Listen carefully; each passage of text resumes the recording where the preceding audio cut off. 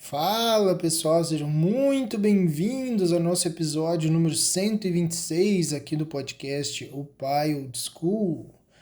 Meu nome é Rafael Henriques e hoje a gente vai falar sobre São José e a missão de pai, principalmente como salvador do nosso Salvador. A gente está numa data muito especial, que é o Natal, né, o nascimento de Jesus Cristo, que salvou a humanidade. E você vai perceber que muita gente vai falar disso já, né? Da questão do nascimento do Cristo e tudo mais. Vários contextos, várias visões. Teve um especial muito legal do Rasta, focado em criança, né? Para ensinar algumas coisas sobre o Natal. Você vê que tem muito conteúdo falando sobre o nascimento de Jesus especificamente. Então eu queria trazer hoje um prisma um pouco diferente, falando sobre a missão de São José no Natal, né? No nascimento do nosso Senhor Jesus Cristo e de como ele foi importante para que a mensagem do Cristo pudesse chegar até nós. Então, a gente vai falar aqui sobre algumas das glórias de São José e como ele, ao proteger o Salvador do mundo, vai te inspirar a ser um pai melhor e mais dedicado, né? E se além dessas inspirações que você vai ter aqui, você quiser ferramentas práticas para ser um pai melhor, eu tenho um curso chamado O Chamado Paterno, onde você vai aprender não só a ser um pai mais amoroso, mais presente e uma autoridade natural para os seus filhos, e um homem mais maduro também, mas você vai, ao fazer isso, você vai trazer um sentido maior para a sua própria vida. Você vai perceber lá, a ideia do curso é não só, é um curso de paternidade. Não. Você vai ser um pai melhor, sim, mas você vai entender que se doar para sua família não vai ser mais um peso. Vai ser, na verdade, uma alegria grande e um objeto de realização da sua função como homem. E aí você tendo as ferramentas corretas para isso, você consegue atingir esse benefício. Então, é um curso muito interessante e o link está aqui na descrição. É só clicar e cair lá e comprar o curso. O preço tá... Agora eu não vou lembrar dos detalhes, é 497, mas você dividindo de 12 vezes, acho que sai a 40 e alguma coisa por mês. É um preço irrisório e tem muito conteúdo lá dentro. Não só conteúdo, mas ferramentas práticas para você colocar na prática, né? Então, é um tipo de coisa que não só vale a pena, mas é quase que vergonhoso você não investir esse tempo e esse dinheiro nisso pelo tamanho do benefício que isso vai te trazer. Então, só deixar aqui esse pequeno disclaimer, né? E a gente começa então a falar sobre o nosso glorioso São José. Então, por que São José? Né, eu já dei uma breve explicada aqui, né, tentando pegar um prisma um pouco diferente nesse Natal, mas tem alguns motivos concretos, né, para isso. O primeiro é trazer essa perspectiva. E por que São José? O primeiro motivo, né, óbvio, eu já dei. Obviamente que o motivo principal da celebração do Natal é Jesus Cristo. Mas eu queria trazer uma perspectiva diferente, para não ficar mais do mesmo. Vocês vão ver aí uma enxurrada de conteúdo de Natal e tal. Queria trazer aqui, puxando a sardinha para a paternidade, né, que é o meu ramo aqui, é o que eu estudo, é o que eu faço no meu dia a dia. Segundo, porque nesse momento, exatamente nessa época, eu estou fazendo aqui a minha consagração a São José. E tem sido uma experiência muito transformadora para mim, né? Não só pela fé que eu tenho nele, que eu já tinha há algum tempo, mas também por algumas histórias e curiosidades sobre São José e a Sagrada Família, né? Isso tendo contato com algumas das histórias, alguns relatos de místicos da igreja, é como se eu fosse mais íntimo do Cristo pelo contato direto com o Pai dele, sabe? Então tem sido muito interessante, talvez eu consiga passar um pouco desse sentimento, né, dessa transformação, dessa experiência aqui nesse podcast. E às vezes até alguns de vocês têm interesse em se consagrar a São José também, vai que, né? Pode ser um benefício estendido aí desse episódio. Terceiro, porque eu sou muito grato a São José, porque com ele eu consegui ter uma perspectiva muito diferente, muito melhor sobre o meu trabalho. E isso aconteceu por intermédio até de São José Maria Escrivá, né? Eu vou falar disso mais para frente no episódio, Mas isso é um terceiro motivo, porque eu estou sempre com São José na minha cabeça, assim, essa mudança sobre a minha perspectiva sobre trabalho, sobre o meu trabalho e como trabalhar melhor, isso mudou muito a minha vida. Então, isso faz de mim um devoto de São José já há muito tempo e agora com a consagração mais ainda. E o quarto motivo é porque São José não é só um modelo de pai e de protetor. Ele é também um grande professor de humildade, de entrega e de obediência à vontade divina. Então, mesmo sendo, né, descendente de uma linhagem nobre, né, um filho de Davi, tendo sangue azul, digamos assim, essa obediência, essa humildade é uma perspectiva que todo pai precisa ter muito claro na mente. Porque a gente tende, né, ao lidar com os nossos filhos, a gente tende a achar que a gente é super poderoso, que a gente é onisciente, que a gente sabe tudo, que a gente é muito foda, e porque todo mundo tem que me obedecer, porque não sei o quê. E a gente às vezes esquece de olhar que para cima tem coisas muito maiores sobre as quais a gente precisa estar submetido, né? Então, tudo isso é fonte de ensinamento, né, de São José. E aí, nesse episódio, então, eu queria compartilhar como que São José me inspirou pessoalmente, né? E como que ele pode inspirar você a salvar os seus filhos dos males do mundo, assim como São José fez com a Sagrada Família, mas especialmente com Jesus Cristo, né? Bom, então trazendo aqui rapidamente dois traços muito importantes, né, do que seria da personalidade de São José, que são traços que se a gente não tiver, a gente não consegue fazer um bom trabalho como pai. Primeiro é o exemplo da humildade e o segundo em relação ao trabalho. Eu falo muito pouco aqui sobre trabalho, eu deveria falar mais, inclusive, porque às vezes a paternidade ela pega um 90% do que eu falo, né? Mas é fato que muitos de nós, eu diria que a maioria de nós, como homens, a gente tem uma obrigação, né, intrínseca ao trabalho, desde lá de Adão e Eva, né? De que Adão foi forçado a ter o alimento com o suor do seu rosto. Ali a gente teve intrinsecamente o trabalho como algo difícil, algo laborioso mesmo, coisas que dão trabalho, né? Então isso virou o nosso trabalho. E 80%, sei lá, 90% de nós não trabalha com o que gosta, né? Trabalha com o que precisa, com o que tá mais fácil, com o que tá... Então, eu era uma pessoa assim também, inclusive eu fiquei doente por conta do meu trabalho. Eu conto essa história no vídeo que eu vou deixar aqui também na descrição, onde eu falo, né, sobre o chamado paterno. Mas a ideia de que o trabalho em São José, ele tem um princípio de subida, né? Desde São José, se com Adão, né, o nosso trabalho teve um princípio de queda, ou seja, você estava no paraíso, não precisava trabalhar, você fez merda e agora você vai vir para a terra e o trabalho vai te dar trabalho, né? Basicamente essa é a história. Agora com São José, o trabalho e a dignificação desse trabalho, né, o oferecimento desse trabalho para a família e a orientação do Cristo enquanto carpinteiro, né, que São José foi, esse trabalho ele tem uma espécie de princípio de volta ao sagrado. É como se São José tivesse restaurado, de alguma forma, né, o pecado de Adão. E aí agora o trabalho ele tem uma missão nobre, não só um tipo de um castigo, né? Então essa perspectiva mudou muito a minha cabeça, mudou muito a minha relação com o trabalho também. Então esse traço de São José é muito importante para a gente como homem e como chefe de família também.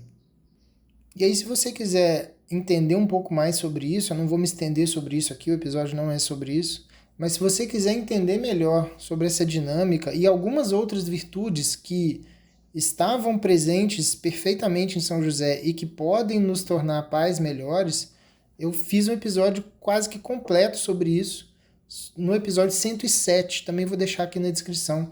O nome do episódio é São José como exemplo de masculinidade. Na época, estava começando a entender algumas coisas sobre o ofício, né, de São José, e achei muito interessante. E como no nosso tempo está muito em voga a questão do Red Pill, né, eu achei que seria uma boa resposta, né, São José como uma alternativa a toda essa maluquice Red Pill, que tem por si só, tem uma razão de ser, né? O diagnóstico que eles fazem me parece razoável, né? De como a sociedade se porta e tal, mas as soluções que a Red Pill propõe não me parecem razoáveis. Então, assim, o diagnóstico foi até legal, mas aí na hora de propor uma solução, os caras cagaram em tudo, né? É basicamente assim que eu vejo a Red Pill. E São José, pelo contrário, já tem um diagnóstico e uma solução, tudo embutido, e nisso como uma espécie de patriarca da nova aliança. Então é uma fonte de sabedoria, de conteúdo, né, para gente que é pai, inesgotável, né, de um valor inesgotável. Eu compilei algumas coisas disso no episódio 107, então se você quiser, tá aqui no link da descrição também. Então beleza, como é que São José, sendo o salvador do nosso Salvador, pode nos inspirar a ser um pai melhor, especialmente nessa ocasião do Natal, né? Pensa o seguinte, Deus confiou o seu filho a São José. São José foi, é muito curioso isso, São José foi uma espécie de espelho da paternidade divina, né? Porque todos nós pais, nós somos uma espécie de espelho, né? Uma espécie de uma projeção holograma para os nossos filhos daquilo que Deus é para a humanidade, né? A gente tem essa função, a paternidade ela carrega isso.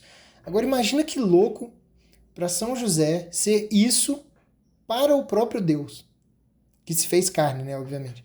Então, a condição de São José ela é muito peculiar e ela tem muito a nos ensinar em relação a isso também. E também demonstra a grandeza do que foi São José, né? São José, ele precisou agir rapidamente para proteger Maria e Jesus da ameaça lá de Herodes, porque em muitas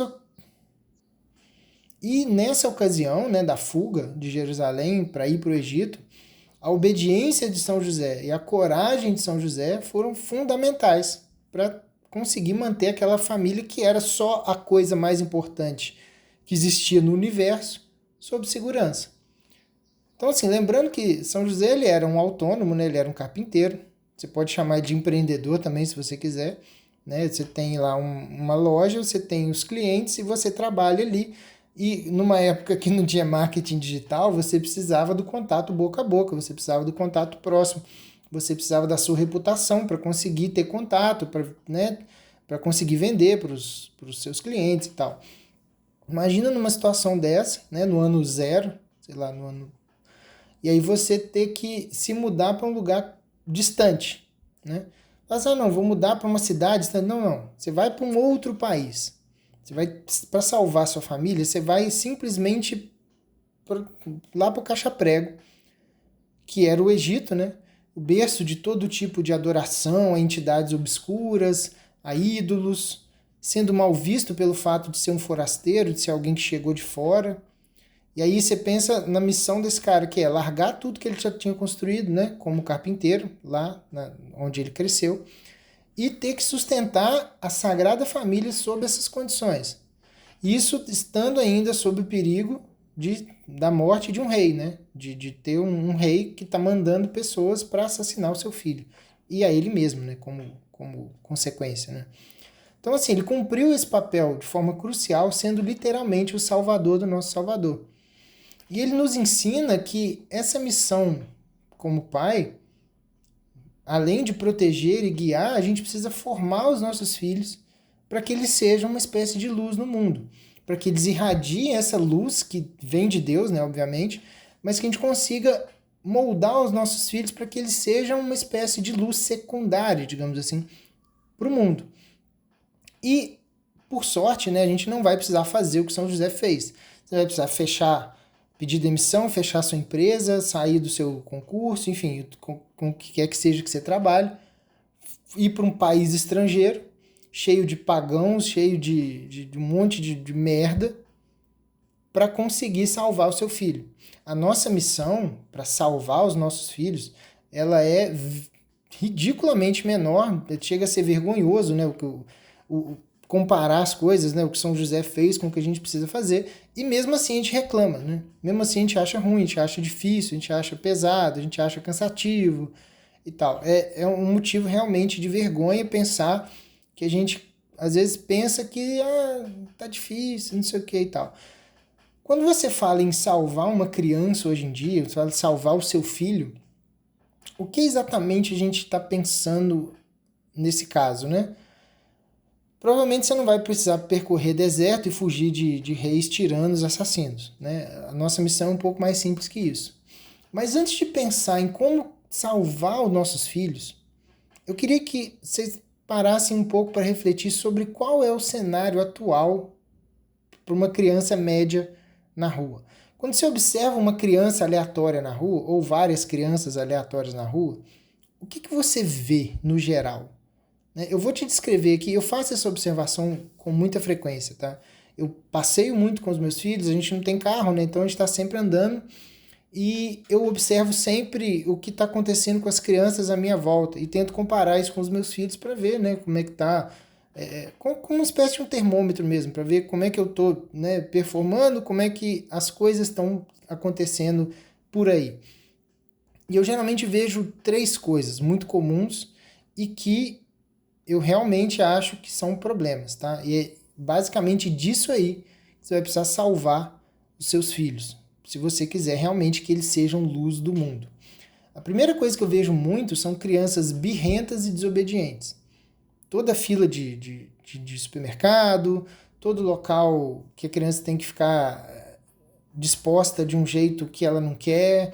A gente vê briga, problema, correria, pai brigando e batendo, e enfim, gritando, arrastando a criança deitando no chão, se jogando. Não sei se vocês veem isso com frequência, eu reparo muito nisso, eu vejo isso com muita frequência, mais do que seria razoável, né? É claro que um escândalo ou outro de vez em quando, dependendo da idade, é até normal, mas, cara, é muito. Então, assim, crianças birrentas e desobedientes são um problema. Número 2, crianças com celulares na cara, tipo zumbi mesmo, parado com o celular na cara, um tablet, sei lá o que você quiser imaginar aí, o tempo inteiro. Isso é um problema sério. O terceiro problema que eu vejo muito são crianças obesas, comendo todo tipo de porcaria. Cara, às vezes de manhã, eu às vezes levo os meninos para a escola, às vezes não, né? Eu sempre levo os meninos para a escola, e no caminho eu fico sempre vendo, assim, várias mães, vários pais levando as crianças, e as crianças, tipo, 6h40 da manhã, comendo batata Ruffles, comendo, sei lá, biscoito recheado. Qual, cara, qual a lógica disso, né? Sei lá, um pão de forma? Não daria pra criança comer um pão de forma, pelo menos? Tem que comer uma porra de uma batata Ruffles 6h30 da manhã. Então, assim, eu realmente vejo isso como um problema. E aí, como é que a gente pensa em salvar essas crianças? O que a gente tem que fazer, né? A gente precisa pensar qual é o oposto disso. Como é que seria o oposto de uma criança birrenta e desobediente, uma criança com o celular na cara e uma criança obesa comendo porcaria às 6h30 da manhã? Vamos pensar aqui com calma, item por item. Primeiro, crianças criadas dentro de uma ordem natural, uma ordem hierárquica, sob os comandos benevolentes dos pais. Então, assim, crianças que entendem os limites e que gostam de obedecê-los. Isso é uma cultura que a gente desenvolve dentro de casa. A criança que gosta de obedecer, ela gosta porque ela vê no pai uma figura importante, uma figura digna e uma figura justa. A criança que tem um pai amoroso, que tem um pai atento e paciente, ela gosta de obedecer. Esse pai, ele vira uma espécie de uma autoridade natural. O erro crucial dos pais hoje em dia, e eu vejo isso com muita frequência, é o medo de ser uma autoridade. E até a palavra autoridade está meio que fora de moda, assim, parece que a palavra autoridade assusta um pouco. E eu queria te dizer que a palavra autoridade não é um problema, assim como a palavra cão não morde, assim como a palavra chuva não te molha. Então, o que é desenvolver essa autoridade? Essa autoridade é uma figura de liderança que seu filho precisa entender que você é. E para isso eu vou usar uma analogia muito importante, eu quero que você guarde ela na cabeça. Toda vez que você tiver medo de ser uma autoridade, você lembre da analogia da ponte. O que é um pai que tem autoridade e que leva para as crianças uma ordem hierárquica? Falou, olha, você vai fazer isso, isso e isso, porque é isso que é o certo. Porque é isso que está designado para você fazer. Agora é hora disso, depois vai ser hora daquilo, depois vai ser hora daquilo. Isso não está sob discussão. Imagina que você tem um abismo muito grande desses de desenho animado antigo, né? Tipo do Pernalonga. Que você chega num abismo assim, tem um abismo muito grande, do outro lado tem uma outra montanha. E aí tem uma ponte entre elas, né? E você vai passar naquela ponte. Imagina que essa ponte é a paternidade. Você está passando ali. Se essa ponte não tem uns murinhos laterais, você vai ficar completamente assustado de passar por cima daquela ponte. O murinho lateral, por mais que seja a mesma altura, que seja a mesma ponte, o mesmo material, se estiver ventando também ou não, mas é o mesmo cenário. Só que num cenário você não tem o murinho lateral, você anda tipo na ponte do rio que cai do programa do Faustão. Se você não é velho o suficiente para lembrar disso, aliás, se você não é velho o suficiente para lembrar disso, joga aí no Google que você vai achar a ponte do rio que cai. Você tem uma pontezinha estreitinha, onde você pode cair para um lado ou para o outro. A autoridade do pai é essa muretinha lateral que conduz a criança na ponte sem que ela tenha medo, sem que ela precise preocupar em escorregar e cair. Essa analogia, para mim, é a coisa mais perfeita que eu consegui pensar em relação à autoridade, porque é o que dá segurança. Uma criança que sabe o que tem que fazer, ela tem segurança. Ela não está confusa, ela não está perdida. Quando os pais jogam para a criança a liberdade, entre aspas, né, de ficar escolhendo, de ficar querendo coisa, enfim, de tomar decisão, a criança entra em colapso. Óbvio, ela não tem capacidade para tomar decisão, muito menos ela tem capacidade de lidar com as consequências daquelas decisões.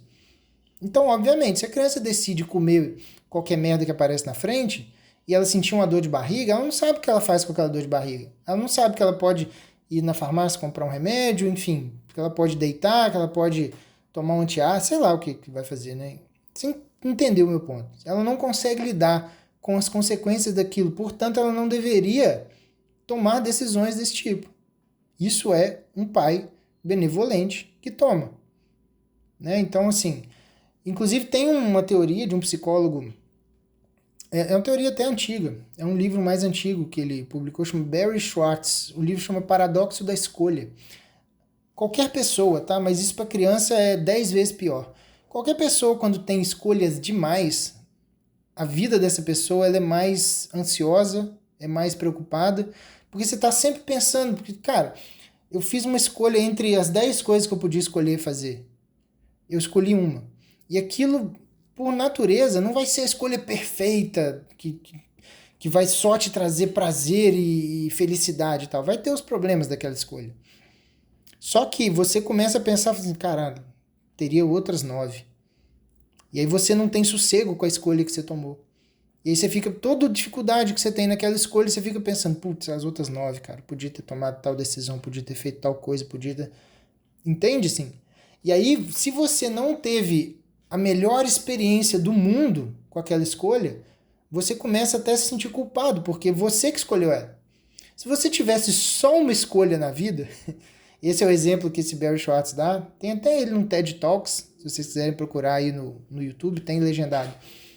Ele dá o exemplo de calça jeans, né? Ele fala, cara, quando a gente tinha só uma calça jeans, era aquela jeans duro, azul, esquisito, a gente usava aquilo e as pessoas, né, sei lá, não era um problema. Então tem um jeans que me incomoda, com o tempo vai ficando mais gasto, né? Vai ficando mais fácil de usar e tal, e é isso aí, a vida é essa. Agora a gente tem 748 tipos de jeans, de 427 cores diferentes e com detalhes de 1847 formas diferentes. Então, se você compra um jeans qualquer, que você escolheu dentre todas essas opções, e ele meio que te incomoda um pouquinho na panturrilha, a sua vida acaba. Porque você foi burro e escolheu errado. Aí você não se contenta com aquele que você escolheu, você fica pensando nos outros, todos os jeans que você podia ter escolhido e tal, e isso deixa a gente confuso. Isso não é legal, isso traz tristeza pra gente. E agora imagina isso na cabeça de uma criança. Então, assim, não é legal que o pai deixe uma criança fora de uma ordem hierárquica. Ela precisa entender que ela está debaixo do guarda-chuva de um pai, de uma autoridade, que vai conduzi-la da melhor forma para ela, não para o próprio pai. Então esse é o ponto. Primeira questão em relação à birra e desobediência, você resolve assim. Segundo ponto, em relação a crianças com celulares na cara, né? As crianças que têm a atenção do pai, ao invés de ser largadas para uma tela que a entretenha, ela vai ser muito mais feliz do que uma criança que joga o tempo inteiro e ninguém olha na cara dela. E aí a reflexão que eu trago aqui é que se o ponto 1, né, a questão da ordem natural e hierárquica da autoridade do pai, se ele está dominado, vai ser muito, muito, muito, muito, muito mais tranquilo conviver com seu filho, em qualquer circunstância. Mesmo numa mesa de restaurante, onde aparentemente não tem nada para a criança fazer, você precisa ficar ali parado, sentado numa mesa, esperando a comida vir. Sempre tem uma conversa que dá para ter com a criança, sempre tem uma brincadeira para fazer com palito, com talher. Você pode levar um lápis de cor para ela colorir alguma coisa. Você pode passear com ela pela calçada do restaurante até chegar a comida, enfim. Tem muitas coisas que você pode fazer para ocupar o seu tempo e dedicar atenção para aquela criança, né? Para olhar nos olhos deles e transmitir a eles um amor que você tem, que você sente através de gestos. Né? Mostrar para ele o quanto você estima a companhia dele, o quanto é legal estar ali na companhia dele, que você gosta de estar por ali, sendo o pai dele. Para ele entender que ele não é um peso. Ao contrário, que ele é motivo de prazer, motivo de alegria, motivo de felicidade ali na mesa e na família, né? Você consegue entender que nesse cenário a tela vira não só algo desnecessário, mas também uma coisa que realmente prejudica a sua relação com seus filhos. E eu não estou nem falando de conteúdo. Não estou nem falando de conteúdo do que a criança está vendo, porque muitos pais fazem, não, mas é coisa bonitinha, coisa legal, coisa fofinha, coisa inocente. Estou nem entrando nesse ponto. Estou falando em relação a criança sentir uma autoestima por si mesma. Saber que ela é querida ali na mesa, na família. Saber que ela tem a confiança do pai para poder conversar com o pai, conversar abertamente, fazer pergunta. Entende? Assim, é um tipo de atenção que, é claro, né, vai exigir que a criança tenha um mínimo de disciplina, um mínimo de obediência, porque senão ela vai querer, sei lá, jogar coisa para cima, sair correndo, bater nas pessoas e tal. Não tô falando disso. Mas uma vez que o ponto 1 tá dominado, que ela te obedece, que ela tem uma estima por você, naturalmente, te vê como uma autoridade, construir esse segundo ponto aqui vai ser muito tranquilo. Muito tranquilo. Então, pensa nisso com carinho. E o terceiro ponto é em relação a crianças obesas, né? E aí, assim, eu vou trazer aqui o argumento de como a gente salva uma criança, né? Ao invés de deixar ela ficar obesa, a gente vai manter ela ativa. Crianças ativas, crianças que se mexem, crianças que gostam de estar sempre em movimento, são crianças que vão ter um desenvolvimento muito melhor do que crianças obesas. E aí, de novo, né, a sua contribuição para que ela consiga exercer a luz dela no mundo mais para frente, de uma forma muito melhor. E assim, não estou dizendo que seu filho precisa ser atleta e, 4 anos de idade já tá saradaço, já tá trincado, pegando peso. Não é isso que eu tô falando. Mas as crianças têm que ter no pai um estímulo para esse movimento. Né? Uma mera movimentação de uma criança, o ato de correr com frequência, pular, se pendurar nas coisas, né? Escalar coisas dentro de casa, escalar o sofá, coisas que não oferecem perigo de quebrar, de machucar, não tem ponta, não tem espinho, enfim, você entendeu, né? O ato de andar de bicicleta, o ato de caminhar por distâncias maiores, né? Tudo isso já faz com que a criança tenha uma autoestima melhor também. Porque ela sente que ela é capaz de fazer coisas. E aí, obviamente, ela vai ter um desenvolvimento motor muito mais interessante, né? Ela vai ter um desenvolvimento não só motor no sentido físico, né, dos músculos, mas um tipo de uma inteligência maior também. Você consegue achar estudos que dizem isso. A criança que escala a árvore, por exemplo, escala não só a árvore, né, mas que sobe nas coisas, que tem, pode ser no parquinho, né, aquelas barrinhas que tem no parquinho para criança subir e tal.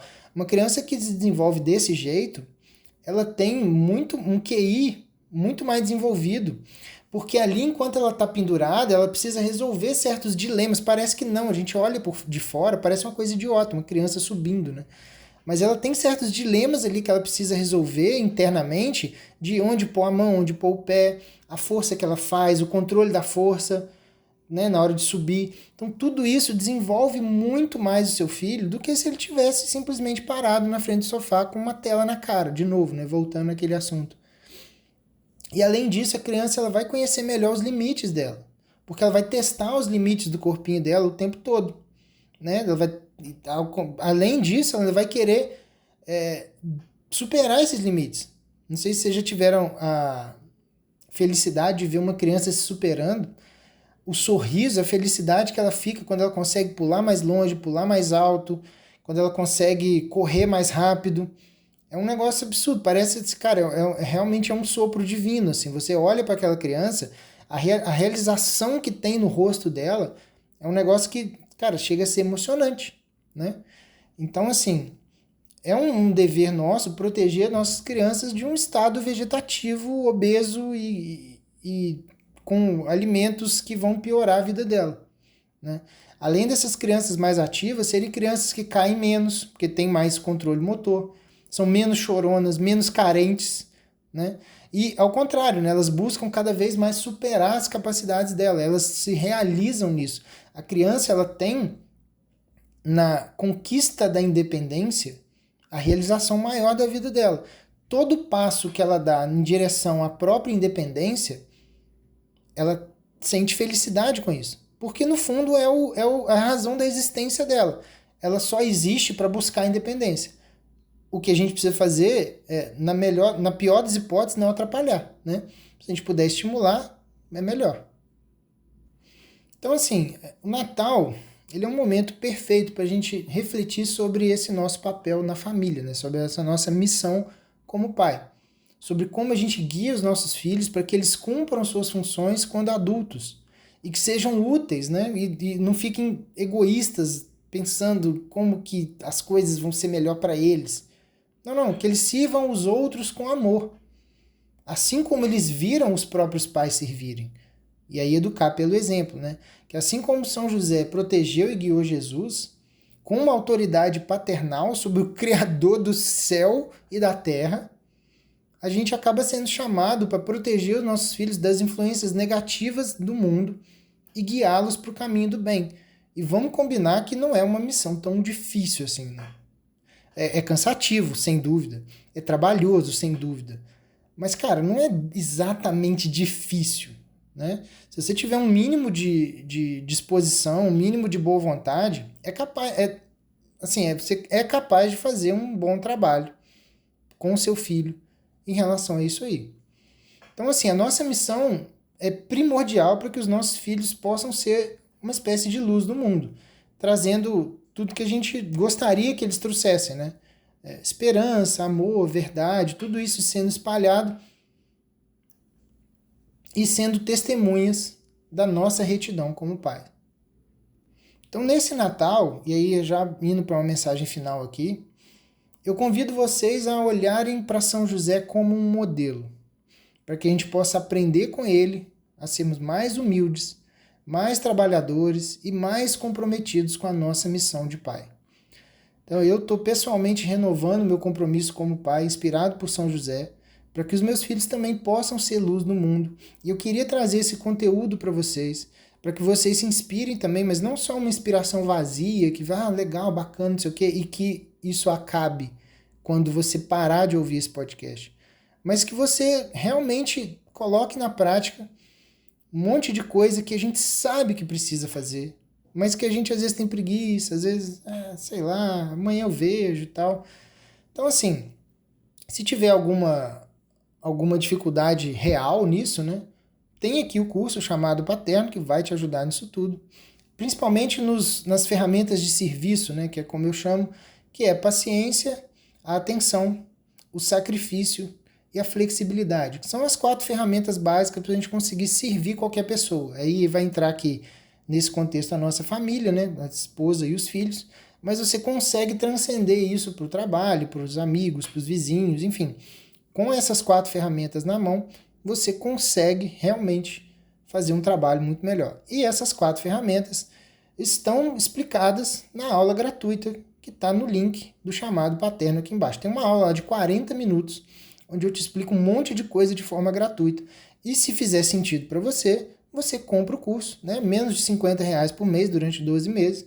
E você tem, pasme, você tem 30 dias, depois que você comprou, né? Você comprou agora.